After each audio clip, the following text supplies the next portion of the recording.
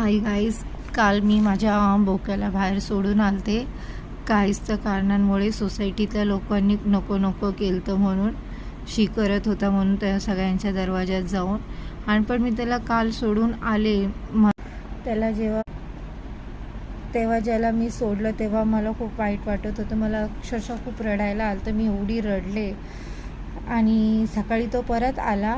एवढ्या त्याला लांब जाऊन मी सोडून आलेले, पण तो आला बघा, अजूनसुद्धा तो रडत आहे.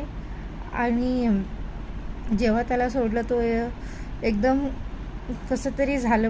मला काहीच सुचत नव्हतं, की काहीतरी निघून गेल्यासारखं असं वाटत होतं शरीरामधून.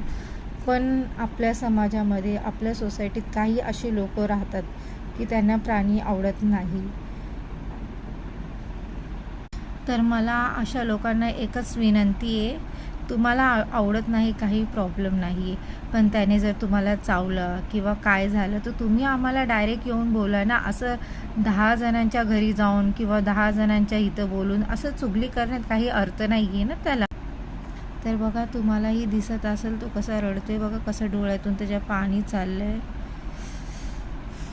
मुक्या जनावरांचं जीवन खरंच खूप हे असतं, शब्दामध्ये व्यक्त करता येत नाही. कालपासून माझी अवस्था खूप बेकार झाली आहे, खूप म्हणजे खूप. तर मला प्लीज सगळ्यांना हात जोडून रिक्वेस्ट आहे, तुम्ही असं त्रास देऊ नका मुक्या प्राण्यांना.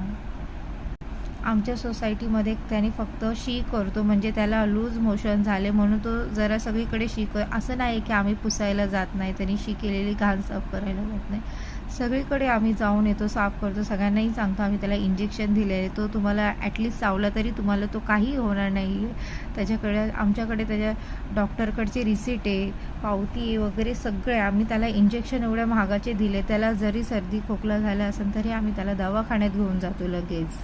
तर मला एकच रिक्वेस्ट आहे, प्लीज प्राणी मात्रांवर तुम्ही जीव लावा, प्रेम करा. ते तुमच्या घरी काही मागायला येत नाही की आम्हाला हे द्या ते द्या, पण ॲटलिस्ट तुम्ही त्यांची हाडतूड तरी नका करू. मला सगळ्यांना एकच विनंती आहे, प्लीज जेवढा हा व्हिडिओ शेअर करा प्लीज. आणि मुक्या जनावरती खरंच प्रेम करा.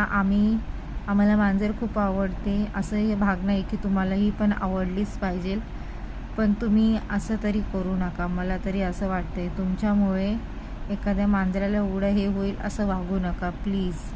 काही सोसायटीमध्ये असतातच नालायक लोक, त्यांना आवडत नाही मांजरी वगैरे, तर त्यांना पण विनंती आहे, ते तुमच्या घरी काही खायला किंवा मागायला येत नाही.